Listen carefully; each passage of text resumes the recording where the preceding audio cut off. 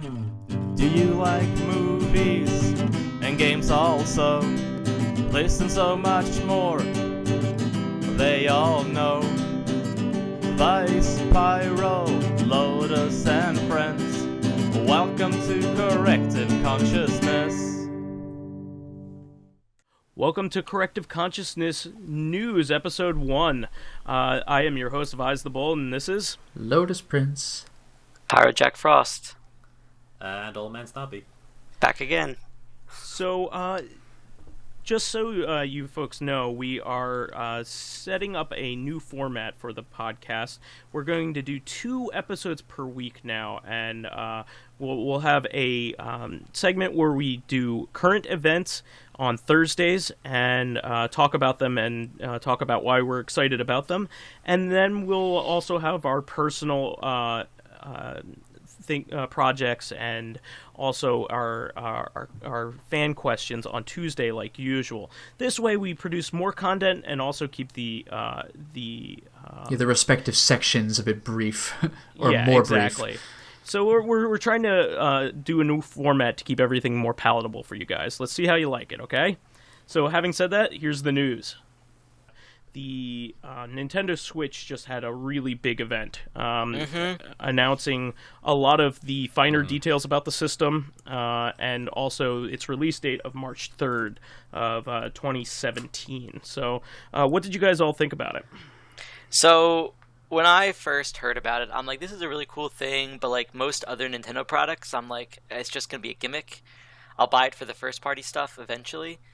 But when they announced Bomberman, I'm like, I'm getting this release day.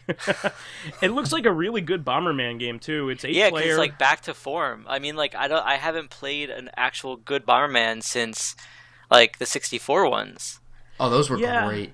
I was hoping for Bomberman 02, but my dream is not meant to be. Bomberman 02. I want to see even grittier. But I guess it looks like a really good one, and it's kind of funny because this is like the first major like Konami game I think released since the Phantom Pain. Is it made by Konami? Yeah. Yeah, that's the shocker. Like, turns out they're doing games after all. There's some people theorizing that it's actually made by Nintendo and they're just licensing it. I wouldn't be surprised. But if it's good, who gives a shit, right? Yeah, it looks can be deceiving with pictures, but it sounds good. I mean, it has 8-player couch or 8-player online, and it has a co-op single-player campaign. Oh, nice. Which is great. So it sounds really cool, and I've been missing Bomberman, so I'm kind of glad it's out. Plus, the fact that Zelda is a release day game is really cool. Yeah, that's crazy. Yeah. So I don't know what to think about the new Mario, though. They basically did what they did with Twilight Princess in that they pushed the release back and then released it on both systems. Yeah, it's straddling the release. Yeah, so now. The Wii, one of the main reasons why I bought the Wii day one was because of Twilight Princess. I probably wouldn't have bought it day one if it weren't because of that. Oh, I waited for the GameCube release date out of spite. I was like angry at the Wii for pushing back my game. Jeez. That sounds like something that Lotus would do. I was so mad because I'm a lot more forgiving with the Wiimote now, but at the time I was super mad that it was all like, motion control gimmick and everything. I'm like, no, I'm taking my damn GameCube game. Spiteful to a party that can't even sense your spite. So for some context, they sensed it without my money for the Wii version. Take that, Nintendo.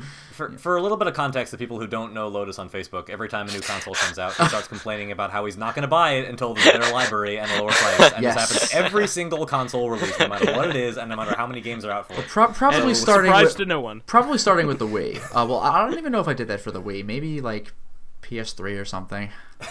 Well, that was quite a long time ago. That's about as long as I've known you. Yeah, like 06. Yeah, that sounds about right, actually. Then again, I'm like the opposite. Actually Nintendo systems are the only systems that I actually pre-order. I never pre-order like Sony or Microsoft systems, even though I like them. I never pre-order any consoles, and I usually wait, like Lotus in a way. I usually wait a few years until getting a console, but one, because I do want to play the new Zelda and the new Bomberman, but two, because I know that Nintendo consoles are never... they're hard to get a hold of. They're hard to get a hold of, so I figure I should probably pre-order it if I want to get it on release day. So my prediction here is that this system will be very hard to get a hold of until next summer, 2018.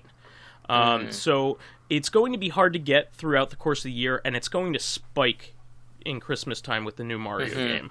And then it'll be hard to find for a while after that. So I feel like it's justified because Nintendo is incredibly bad at sensing how much inventory they need.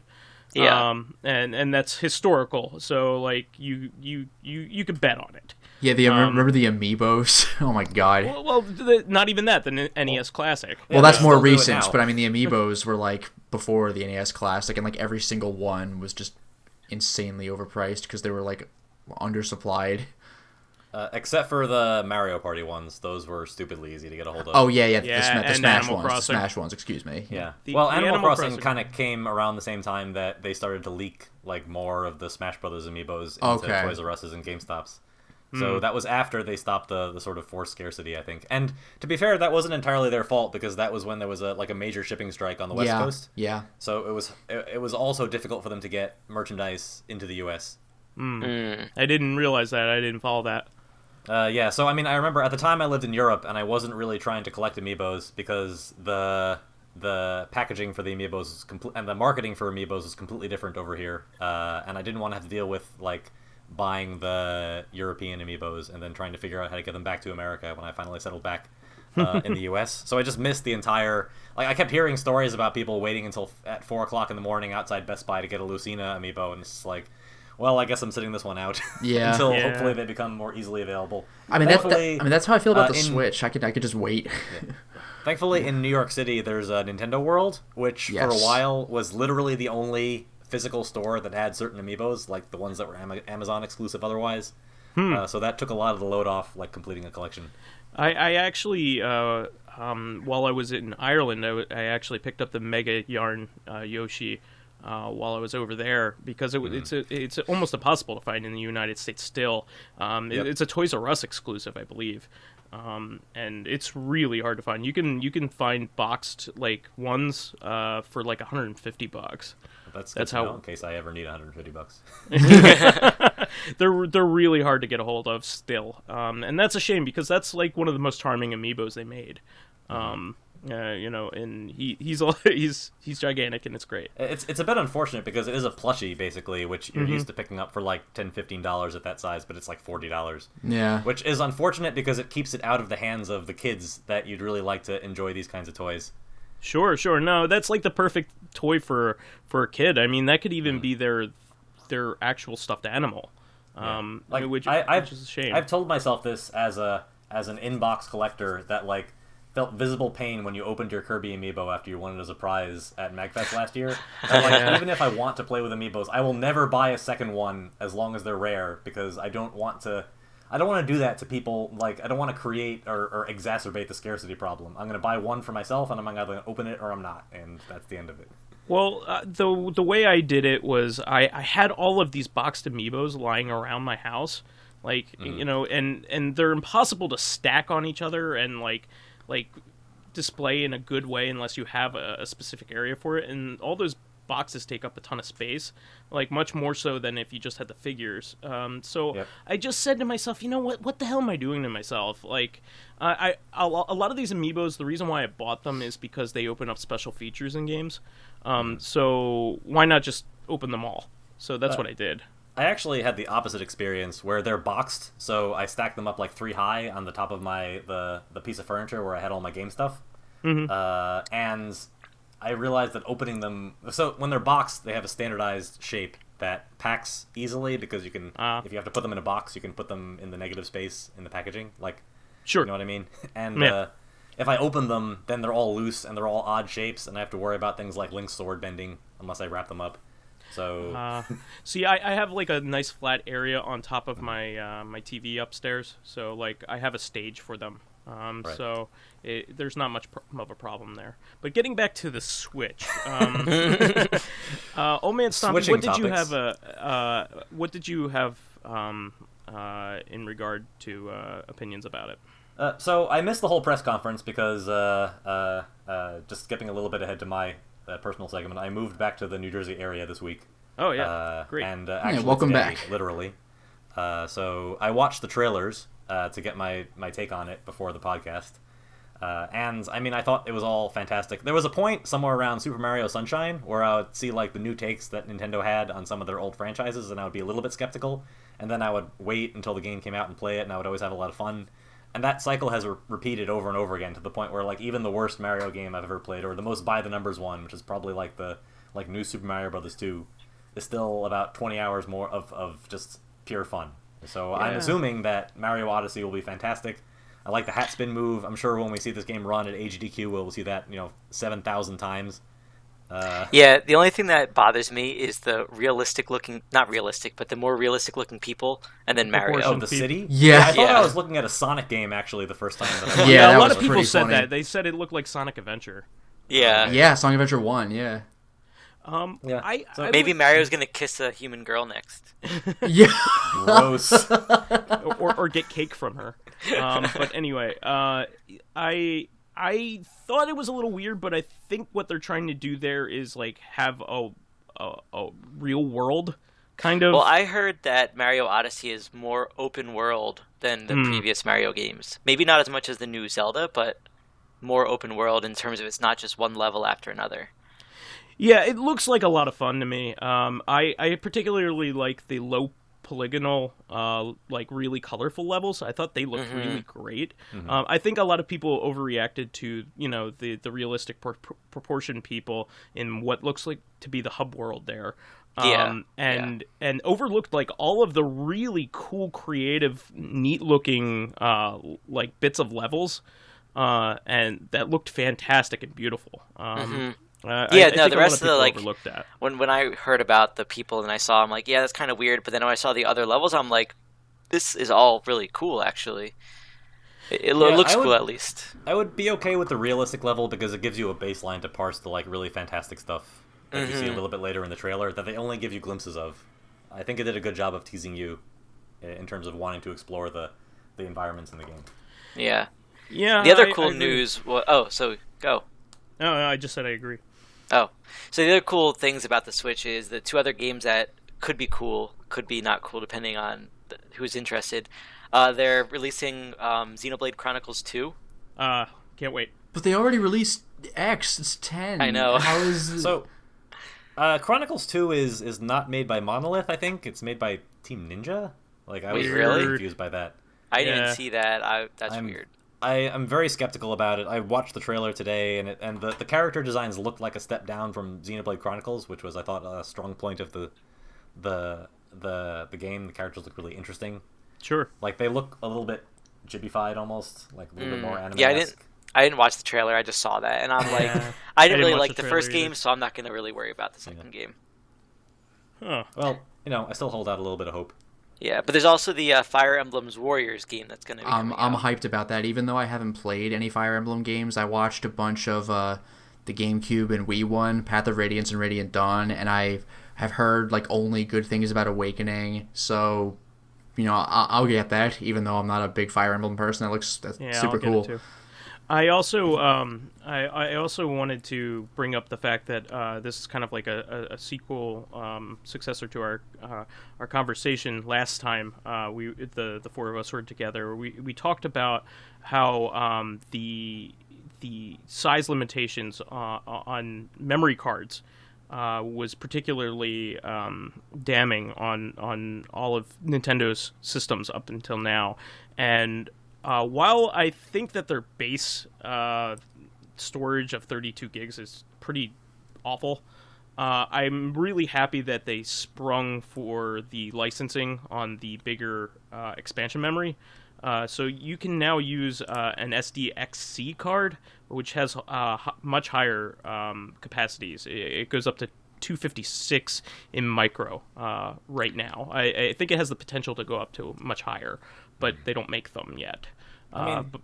We had a discussion a while ago that even buying a PS4 with a 500 gig hard drive is a bit small and will fill up pretty fast. Yeah, so, I said the same thing online. When during this discussion, I think it's a sign of the times that you do not get enough internal storage, and I think it's to keep costs down. And in fact, I know that's the reason.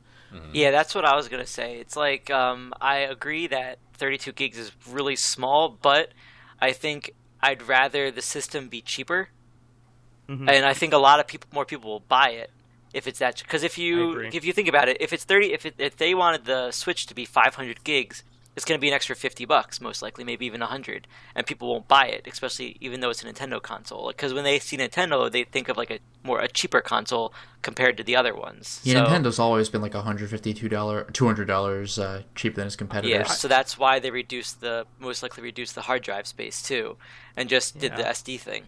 Which is a lot easier to work with than getting a whole new hard drive. Like, I think getting a new SD card for a Nintendo Switch would be a lot easier than buying a new hard drive for a PlayStation 4. Absolutely. And then you can even, like, theme your SD cards if you wanted to. Absolutely. And I think that that's another thing I wanted to talk about. The price point is extremely reasonable for what you get. I think $300 for a system that's both a portable and a console. And two controllers. I mean, the two controllers are standard, but two controllers, nonetheless, is a huge value, especially when it's a top-notch screen attached. I would say to the two system controllers too. Depending on the game. Yeah, but yes, you're right. Yeah, and the other thing that's good is it comes with everything, really. Like everything that you might need for it is right there in the $300 box, which is nice. And if 32 gigs can fit Breath of the Wild, then that's about as much as you need for the for a starter pack, right? So, Breath of the Wild takes up about 16 gigs from current reports, and that's why I've always been a fan of buying for my portable systems, buying physical copies. I used to be a physical copy evangelist in all regards, but now I'm starting to drop off with console games. I'm starting to not care. Also, there are a lot of advantages to having digital copies now, including a lot of times that's how the only way that a lot of companies offer backwards compatibility now. For instance, that's how like some of the Wii U games are going to be handled, I think. It's only backwards compatible if you download it. I think that's what they said. But that's the only way it would be, because it doesn't have an optical drive. So, I mean, you could complain about it, and I know Lotus isn't particularly happy with it. Yeah, my problem with them not having a disc drive is that one really cool thing about the Switch is that they're finally going region-free, so you could play foreign games, which is freaking amazing.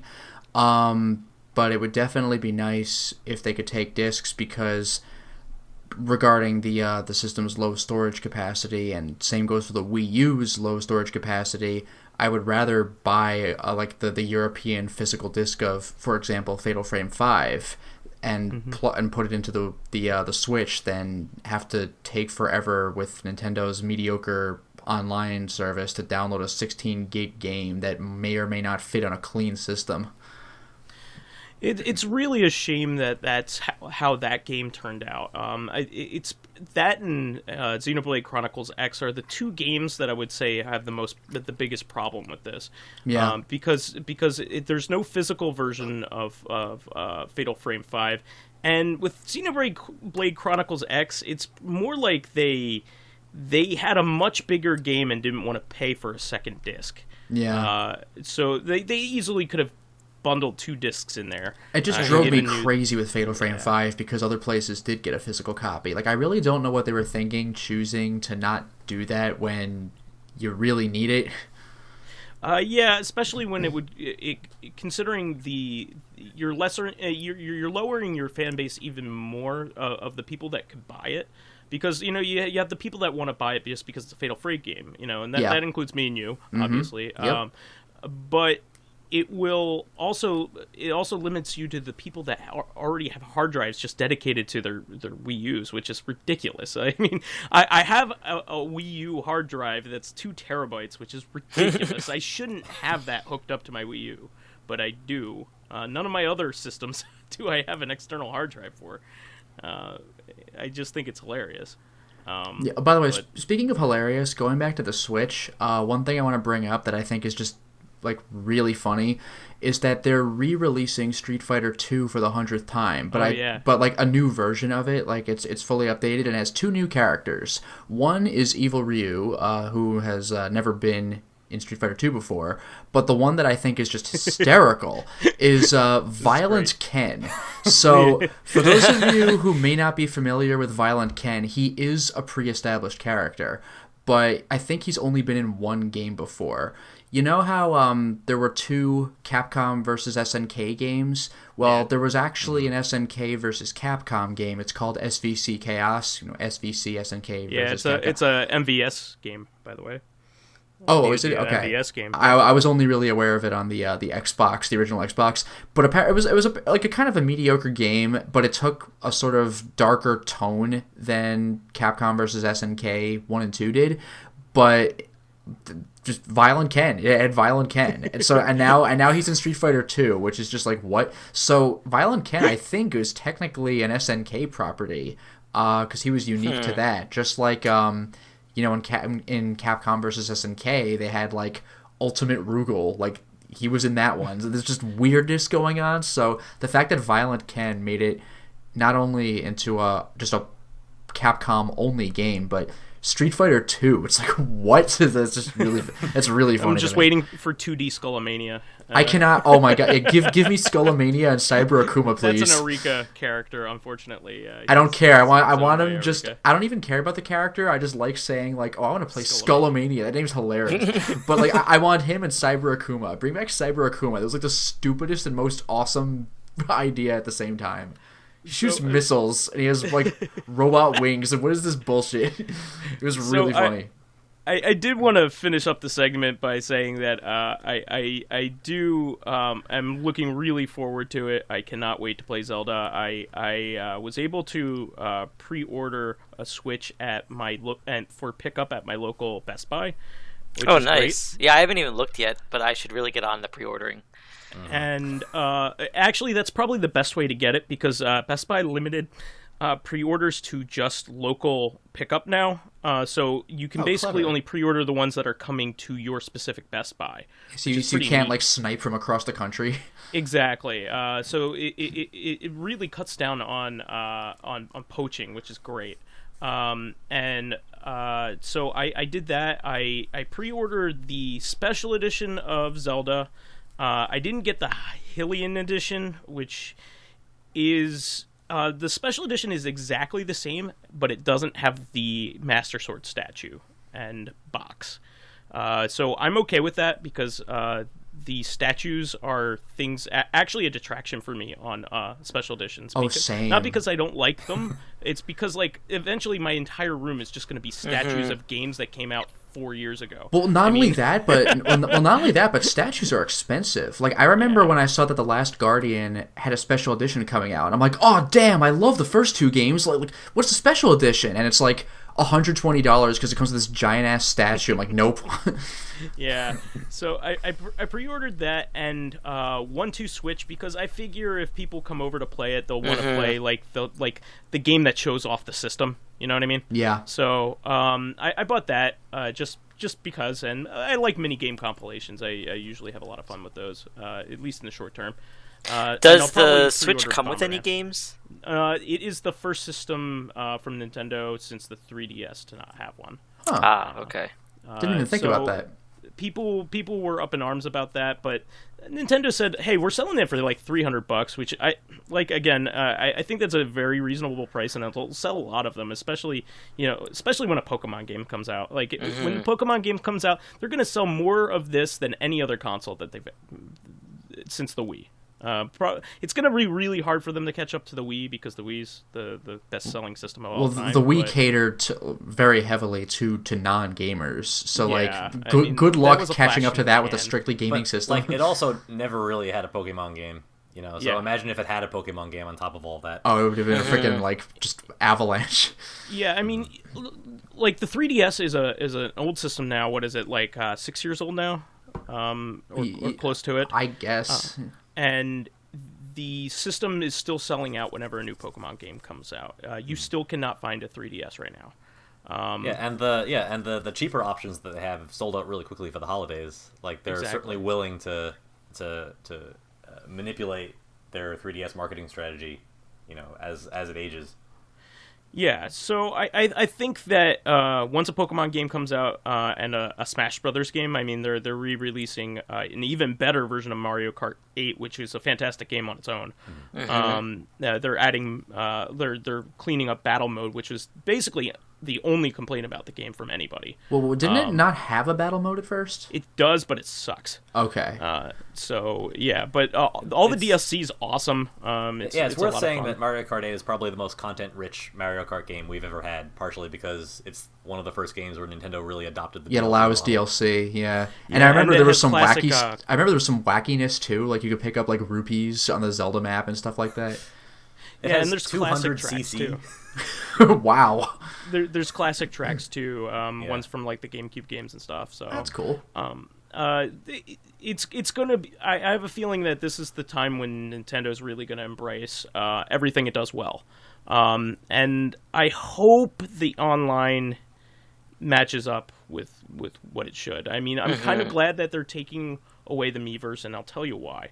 Not that it wasn't a great feature, but with the way that Nintendo likes to police things, they needed to hire tons of people. They must have had to hire tons of people to moderate that entire thing, because of the way that they censor pictures and stuff like that. They would have they can finally be loose that shackle. They probably just say, hey, we'll call it a day and just make it simple. Are you saying you don't want to play Smash Brothers and hear about how Goku could beat? Yeah, Superman. But anyway, that's my thought on the Switch. I'm gonna pre-order Bomberman as well. So I'll have those 3 games at launch. So that's my plan. As a question, how much are you guys putting stock in the motion controls for games like ARMS? Because of course we know that the Wii was not even at its best flawless in terms of interpreting what you're trying to do when you're waving your Skyward Sword or whatever. So how polished are you hoping the motion controls on these 2 controllers are going to be? I'm hoping they work. Yeah, I mean, I think that it depends on how much the motion controls are a big part of it. If they're even as much as the Wii, that's fine, but give the player more leeway, I guess you could say. So it's if you have the general movement, then you're good. Because in that small controller, I don't really know how much they can do.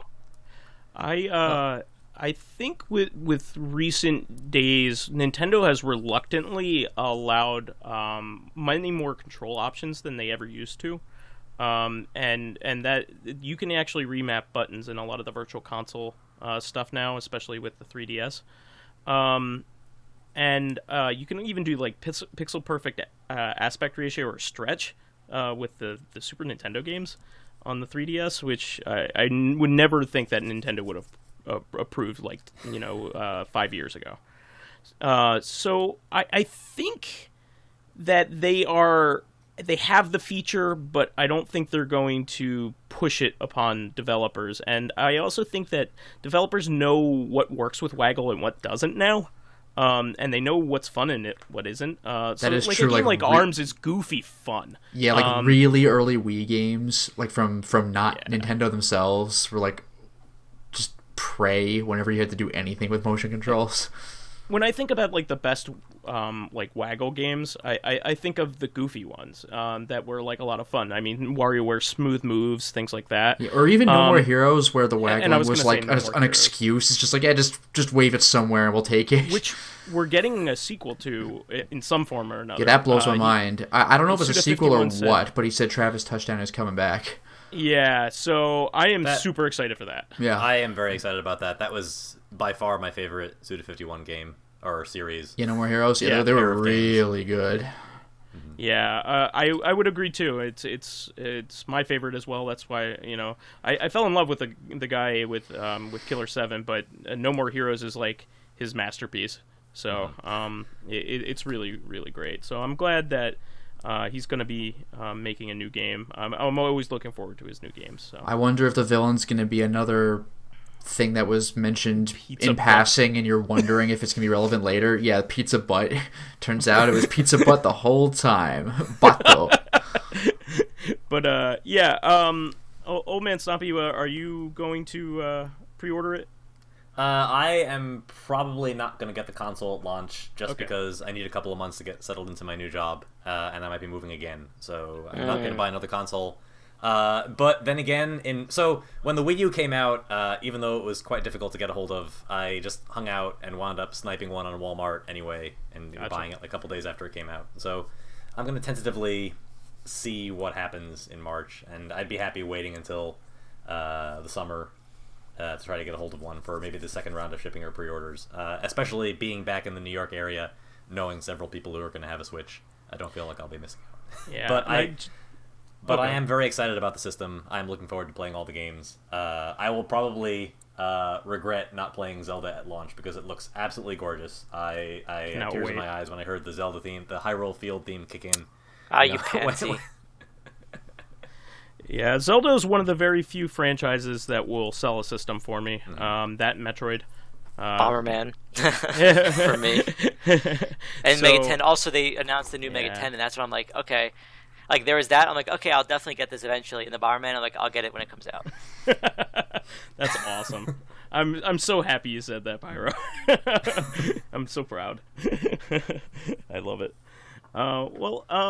Any final thoughts on the Switch? I think that was it. Okay, cool. I look forward to it, and I just can't wait.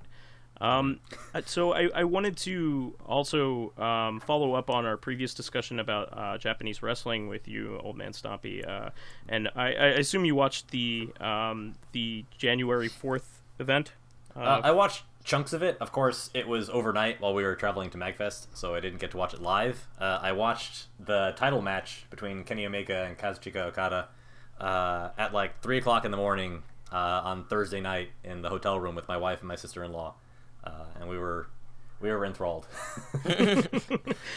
So just to frame the discussion a little bit, in wrestling there is basically one journalist. Okay, he's a guy by the name of Dave Meltzer. Anybody who follows wrestling consistently knows who he is. So to contextualize, he's been writing a newsletter about wrestling since the 80s. Before wrestling was still carny business. When there was no exposure to what was going on behind the scenes, he was typing up this letter, the Wrestling Observer newsletter, and mailing it out to people and like hand copying it and mailing it out. And he's been doing this for 30 years. Imagine if everybody who ever wrote for Hardcore Gaming 101 was combined into one person. Jesus. They might know half as much about gaming as Dave Meltzer knows about wrestling. And this is not a joke. Like 90% of the time, if you read a wrestling fan site, they're just quoting a story that he wrote. Damn. Like earlier in the week. It's almost a meme that. There's a wrestling satire site that like he was sick for a week, and they were like, well, now all the clickbait sites will have nobody to copy paste off of. Wow. So he's the Reddit of wrestling information. More or less, yes, he is the Reddit. Well, I mean, if wrestling was serious and had any valuable content whatsoever, then so he has a rating system, and he's been rating matches since the 80s, and he's seen like almost every wrestling match of note that's taken place in the last 40 or 50 years. Wow. And it goes from -5 to 5. And 5-star matches are extremely rare. There have only been 5 5-star matches in WWF history. There's only been 1 in TNA history. Most of the 5-star matches are actually Japanese. And the title match of Wrestle Kingdom 11 got a 6. It's the first match he's ever gotten. After watching wrestling, since he was a kid, he's in his 50s now, he gave that match a 6. It's basically flawless.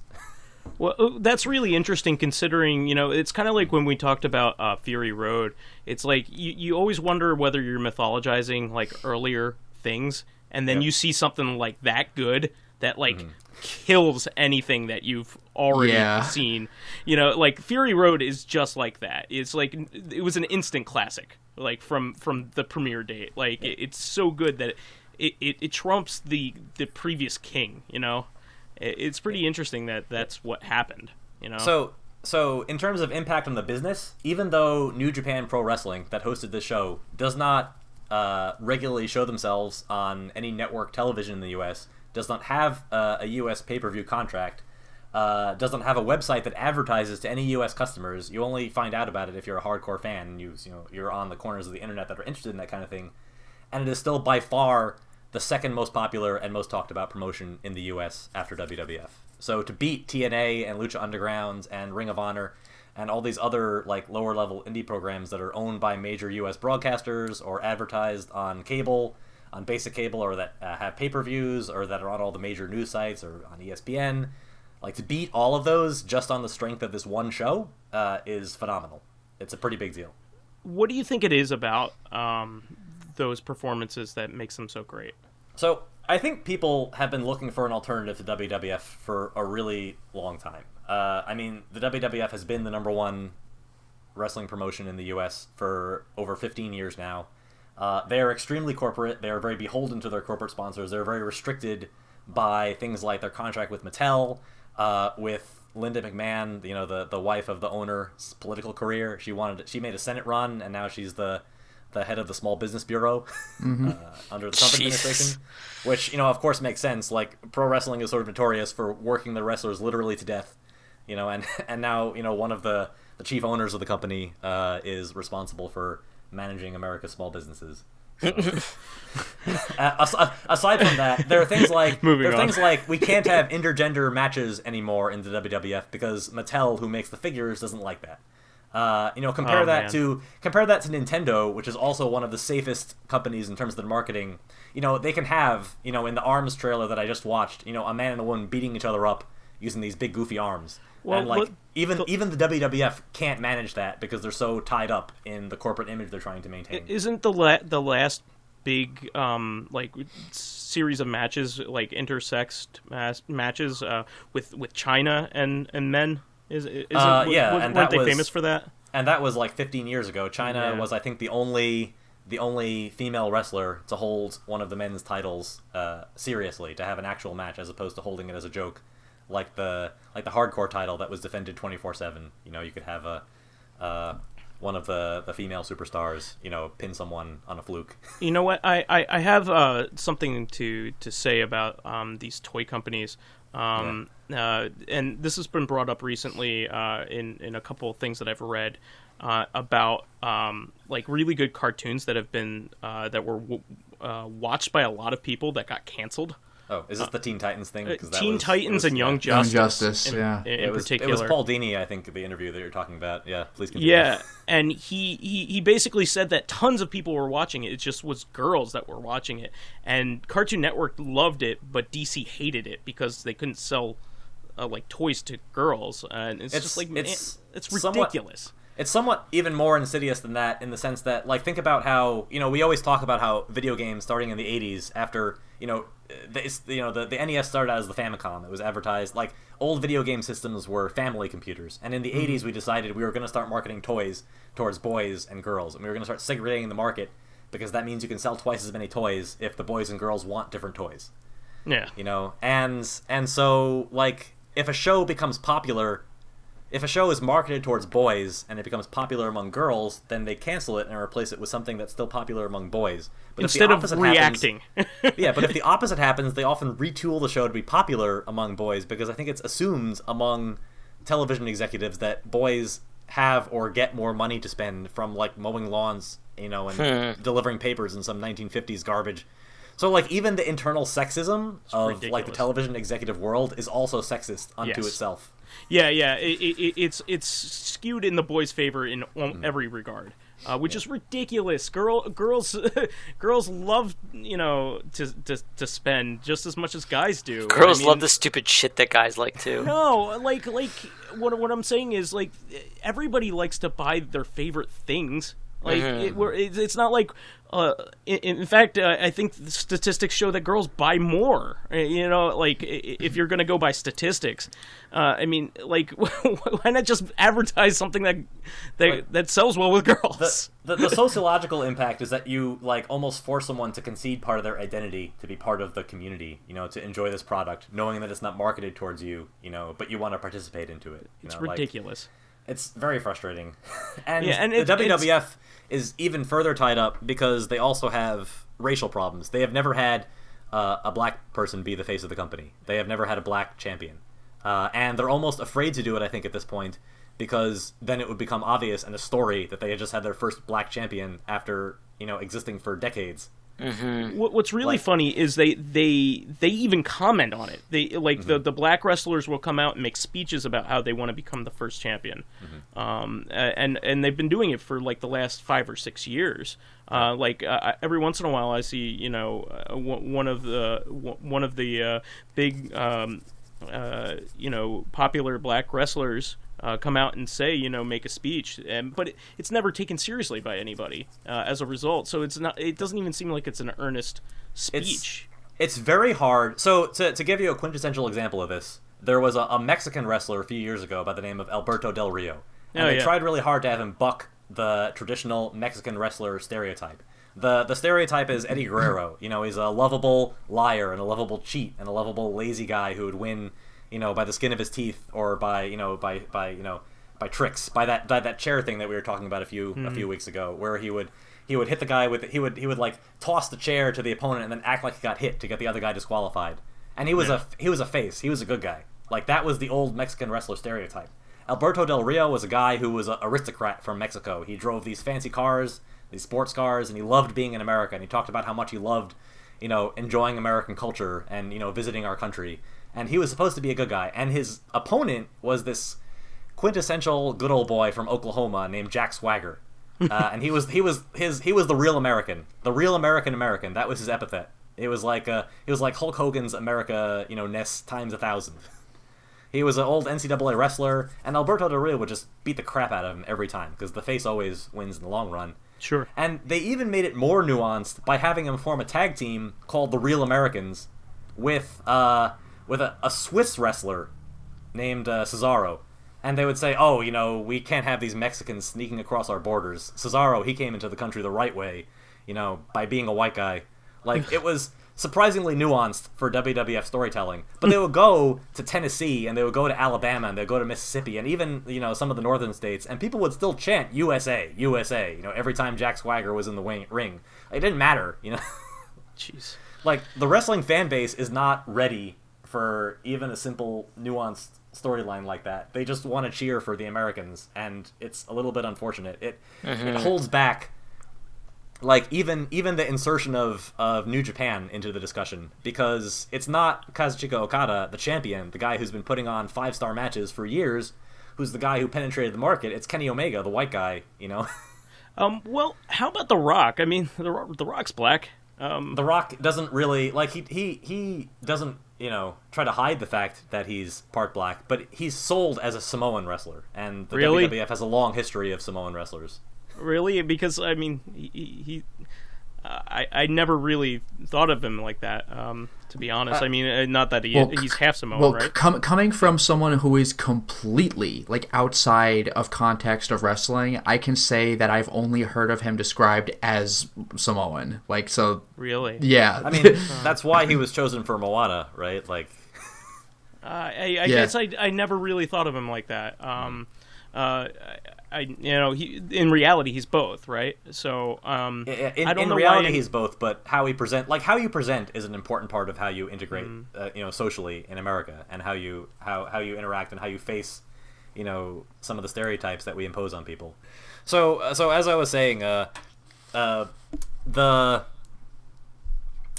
mean, the WWF can always say they had a black champion. They've also had, back when they had 2 world title belts, they had Mark Henry as a world champion. He's a fairly well-known black WWF wrestler. He's also a weightlifting champion. So So he's also and the guy's a in the monster. sporting world. He's Yeah, really he's- well he's- accomplished. He's also supposed to be one of the most genuinely nice guys in the WWF. But that doesn't change the fact they still have, this issue. They also have an issue that they don't have anybody who can write good stories for black wrestlers because they're all white writers from North Carolina, or white wrestlers from the Deep South, who became the predominant booking agents for WWF. So New Japan does not have this problem, or rather they have a different construction, partially because the WWF has sort of bought up rights to all the really good wrestlers in the rest of the world. And, these two guys, Kazuchika Okada and Kenny Omega, who are now the top two guys in New Japan, they're castaways. Kenny Omega used to be in WWF Developmental, and he couldn't take the training program. Supposedly, the head trainer of Developmental, this guy Bill DeMott, was just an unbelievable asshole, and he chased a lot of guys out of wanting to be a professional wrestler, until they went back to the indie circuits to rediscover their love. Omega was one of those guys. Okada was in TNA when they were partnered with the NWA, I think, and they misused him horribly, knowing now that he's one of the most phenomenal talents in the pro wrestling world. And to see these two guys sort of complete their journey to be, headliners in the biggest show outside of WWF, in the world, that's a nice story. So I recommend anybody who's into professional wrestling, even tangentially, check out some of the New Japan stuff. The match was so brutal that the Okada was heard saying backstage that it was the first time in his wrestling life that he thought he was going to die. Jeez. Wow.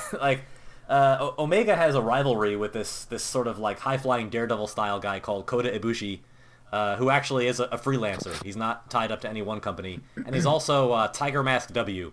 If you watch anime, Tiger Mask W is a wrestling anime. And he plays a real-life Tiger Mask W, and he will do matches that are consistent with whatever the plot line is going on in the anime. Right? Nice. That's awesome. Like at major New Japan shows. So, was there an Ace Attorney case based on him?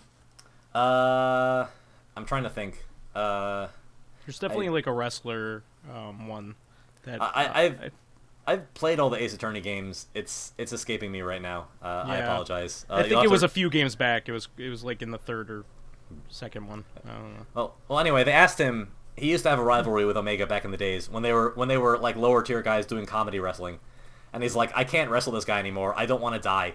Jeez. Oh wow. Wow. So it's pretty impressive. I mean that's the rub, right? Because WW is very corporate and safe. New Japan is a little bit more daring, and the end result is that New Japan, or rather All Japan, which used to be the big company before New Japan became the number one company in Japan, is one of the only companies that had their top star die in the ring just due to accumulated damage. God damn. On an ordinary move. This guy Masahiro Misawa was their version of Ric Flair, except even more talented, and he passed away taking a suplex. He had internal decapitation. Wow. Just from taking all these neck bumps these guys take.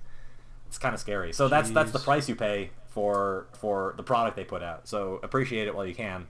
These guys are putting their bodies on their line because they love what they do. Wow. Well, I certainly want to watch it because of their dedication to their craft, and the way that you describe it, and the way that a lot of other fans describe it makes me want to watch it. Just the same with a lot of other, when Japan gets a hold of something and really tries at it, they really do well at it. I feel, and I think it's even the same in wrestling there.